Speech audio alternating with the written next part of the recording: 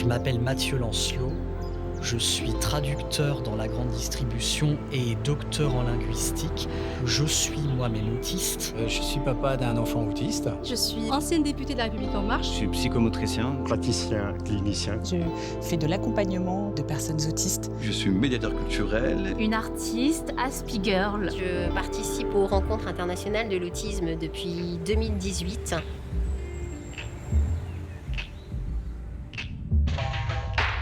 C'est un salon qui s'enrichit d'année en année, qui, comme beaucoup d'autres activités, a subi, je pense, le Covid et l'éloignement, mais qui reprend avec panache. J'ai voulu faire venir cet événement ici, à Avignon.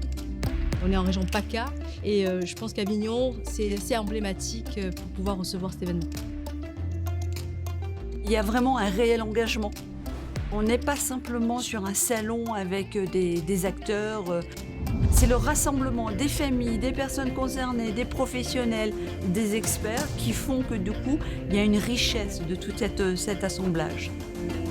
Comment le décrire ? En un seul mot, unique. Atypique. Humain. Authentique. Bienveillance. Humilité. Émotion.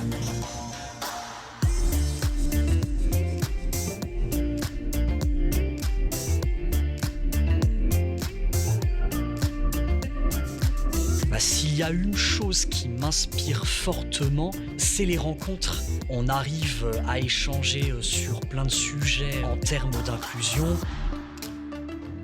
Donc c'est comme une source qui grandit à chaque salon. On rencontre des nouvelles personnes, des nouvelles expériences, des nouvelles réalités aussi.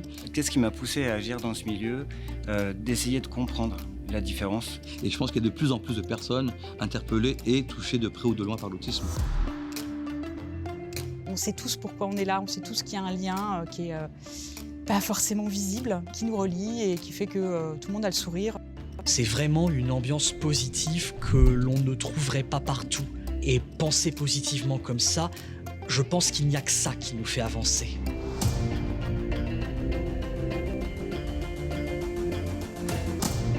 C'est des rencontres improbables.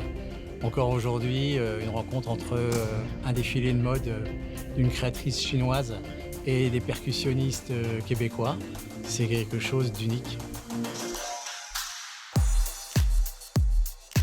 De faire de la musique sur un défilé, on n'a jamais fait ça, nous. Et puis il y avait une belle cohésion. Il y a des mamans, elles étaient avec moi, elles ont défilé, elles ont porté cette différence invisible. On veut rendre visible ce qui est invisible. Et je pense que c'est ce moment-là qui m'a touché le plus. Et je suis heureuse de faire ça. Ce monde d'autisme, pour moi, il y a beaucoup de valeurs. Et beaucoup de beauté, beaucoup de bonne énergie. Enfin, j'adore. Je vais aller découvrir plus tout à l'heure.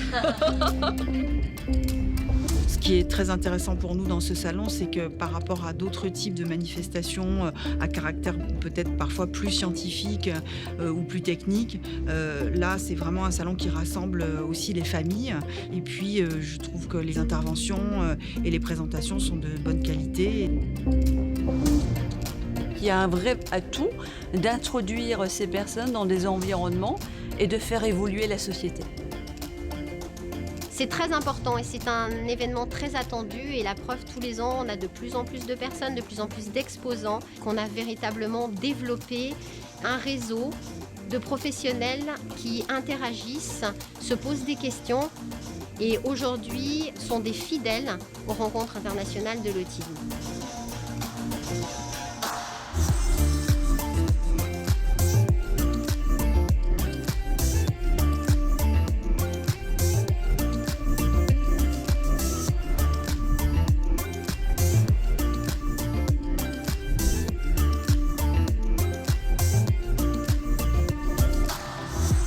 Ici parce qu'il y a né un projet donc, de rassembler le plus de ressources autour de l'autisme et les faire connaître de tous.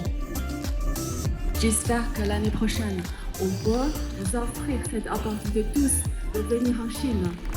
Merci beaucoup.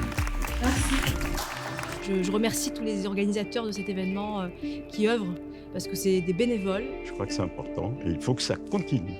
Et j'y tiens aussi.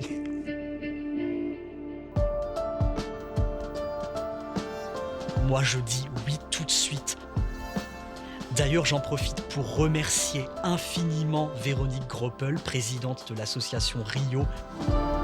Les années à venir, le salon doit continuer, il doit se renouveler, mais pour ça, on fait confiance à Véronique. Ce type d'événement est essentiel pour moi parce que sinon, on est chacun dans notre coin. Parce qu'on a besoin de se retrouver, de partager des choses, et puis en quelque sorte, ça rend humain.